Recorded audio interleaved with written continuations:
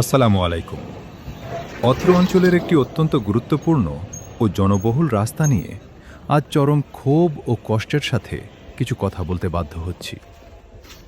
শেখের জায়গা two মস্তমাজি road হইতে সেন্ট্রাল ভাইগদিয়া যাওয়ার এই রাস্তাটি দিয়ে প্রতিদিন উত্তর বাইকটা দারুল হাদিস সালাফিয়া মাদ্রাসা এবং আলী আহমদ উচ্চ বিদ্যালয়ের শত শত শিক্ষার্থীসহ এলাকার সর্বস্তরের মানুষ যাতায়াত করেন। অথচ অত্যন্ত দুঃখের বিষয় হল এই জনবহুল রাস্তাটির করুণ অবস্থা দেখার যেন কেউ নেই। একটু বৃষ্টি হলেই এই রাস্তায় প্রায় 15 থেকে 20 দিন পর্যন্ত পানি জমে থাকে। যতদিন না রোদের তাপে সেই পানি বাষ্পীভূত হয়ে শুকায়, ততদিন এই দুর্ভোগের কোনো শেষ থাকে না। ড্রেনেজ ব্যবস্থা ও সংস্কারের অভাবে রাস্তাটি চলাচলের পুরোপুরি অনুপযোগী হয়ে পড়ে। অথচ আমরা শুনি ঘরে ঘরে নেতা।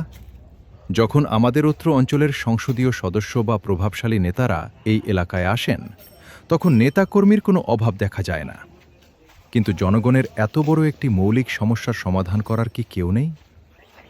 কোমলমতি শিক্ষার্থী এবং সাধারণ মানুষের এই চরম দুর্ভাগ কি কারো চোখে পড়ে না?